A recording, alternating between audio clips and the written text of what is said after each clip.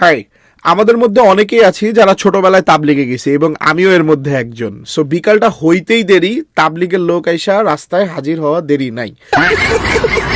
আমরা জাস্ট খেলতে নামছি, স্ট্যাম্পটা দিছি, তখনই আমার মনে হয় তারা রেডি হয়ে থাকতো যে এই জোরে স্ট্যাম্প দিছে যে এক্ষণ গিয়ে ওদের ধর। ধৈরা যদি 2-4-5 মিনিট কথা বলে ছাইড়ে দিত তাও মানা যাইতো, মানে ধরার পরে মিনিমাম 30 মিনিট বয়ান। মানে ওই সময় আমাদের সবার মুখের এক্সপ্রেশনটা যদি আপনাদের কাছে দেখাইতে পারতাম তাহলে মানুষ বুঝতো মানে তারা কিরা কসম কাইটা আসে যে মানে মিনিমাম 30 মিনিট আমাদের সময়টা তারা নষ্ট করবে, এর আগে তারা যাবেই না। যেইভাবেই তাদেরকে এক্সপ্রেশন দেওয়া হোক তারা তাদের কাজ করেই যাবে। কথা বলা পর্যন্ত ঠিক ছিল, বাট ব্যাট বল স্টাম্প শুদ্ধা নিয়ে যাওয়ার কি দরকার? একদিন তো আমার টাইনা হ্যাচড়ে নিয়ে যাওয়া শুরু করছে, এমন লাগে পায়জামা ধরে টান দিয়ে আমি দৌড় দিছি। এই পর্যন্ত ঠিক ছিল ভাই, মানে তারা যতক্ষণ না পর্যন্ত আমরা 3 দিনে জামাতে যাব এটা রাজি না হইছি তারা আমাদের ছাড়েই নাই। আমরা সারাটা দিন স্কুলে কামলা খাইটা আসি শুধু বিকালবেলা খেলার জন্য। এই সময় যদি নিজের বাপ আইসাও বলে, বাপ আইসাও ডিস্টার্ব করে, তখনও মনে হয় নিজের বাপরে ধরেই ঘাড়াই। এটা কোনো কথা? তো ইউজুয়ালি ছোটবেলায় আমরা রোডে খেলতাম, তো আমার এক বন্ধু রোডের এক মাথায় বাউন্ডারি লাইনে দাঁড়াইছে। আচ্ছা, তো হঠাৎ করে একদিন দেখি ও ভাগ বইলে দৌড়। তা আমরা ভাবছি আরে কি না কি হয়েছে, আমরা তো অবাক হয়ে গেছি। ও আবার করতো পাশের বাড়ির মেয়ের সাথে প্রেম, তো আমরা ভাবছি ওই মেয়ের বাপ হয়তো বা যাই না গেছে এবং ওরে মনে হয় দৌড়ানি দিছে। ও মা, আমরা দেখি তাবলিগের লোক ওর পিছনে পিছনে দৌড়েছে, আমরা দেখি তো আমরাও দৌড়। আমারে মাফ করে দেন হুজুর। এরপরে দেখি 3 দিনের জন্য গায়েব। 3 দিন পরেও যখন ও আসছে আমরা দেখি ও 3 দিনের জামাতে গেছিল, ওর জোর করে ধরে নেওয়া হয়েছে।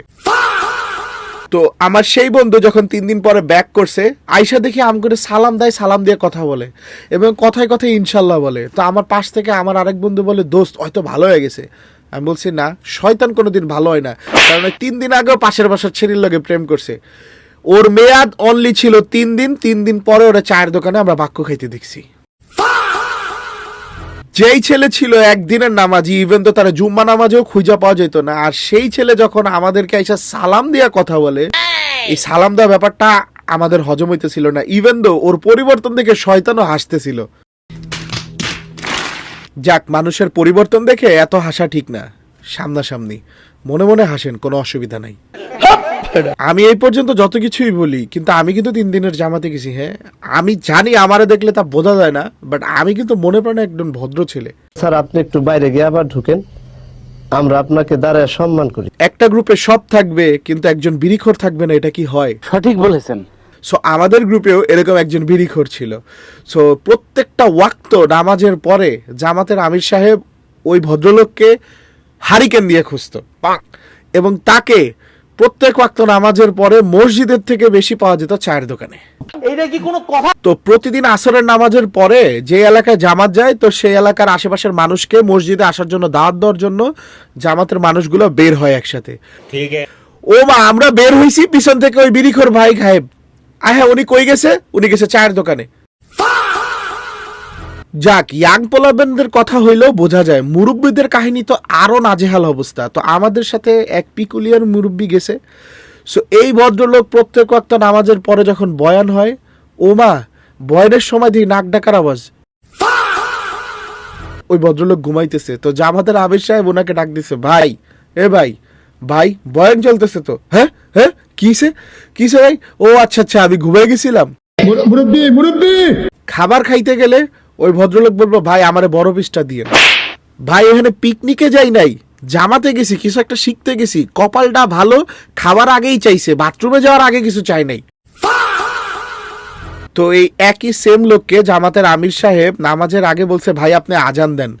ওমা, এই লোক আজান দিতে গিয়েও ঘুমের চোটে এক লাইন স্কিপ করে ফেলছে। ইমাম সাহেবের তো শুরু করে সব মুসল্লিদের কপালে হাত। ইভেন দো এই লোকটা এতটাই উদ্ভট ছিল যে এই লোক নামাজ পড়তে গিয়ে শেষদায় ঘুমায় গেছে। But how it possible? শেষদায় তার নাক ডাকার আওয়াজ। সে একদিন নামাজ পড়তে দাঁড়াইছে, অজু করে আসছে, কিন্তু অজুর পানি মুছে নাই। ও মা, সে নামাজে দাঁড়ায় রুকু থেকে শেষদায় যাওয়ার সময় লুঙ্গি দিয়ে তার মুখ মুছতেছে। ও মা গো, কার সাথে গেছি, কাদের সাথে গেছি জামাতে, মানে কিছু একটা শিখবো কি, মানে এদের কাহিনী দেখে হাসতে হাসতে আমাদের সবাই মনে করেন মাটিতে গড়াগড়ি। আমার ওনার কাহিনী দেখে ওনারা জিজ্ঞেস করতে মন চাইতেছিল, আঙ্কেল আপনার কি আপনার বউ বাসায় ঘুমাইতে দেয় না, নাকি আপনি সারা রাত সিকিউরিটি গার্ডের কাজ করেন? মানে পুরা দুনিয়ার সব জায়গা রাইখা উনার মসজিদে এসে ঘুমাইতে হবে। মানে আমার মনে হয় উনার বউ রাত্রে ওনারা ধরে পিটায়, এই 3 দিনের জামাইতে এসে উনি উনার মানে জীবনের যত ঘুম আছে সব শেষ করে যাবে।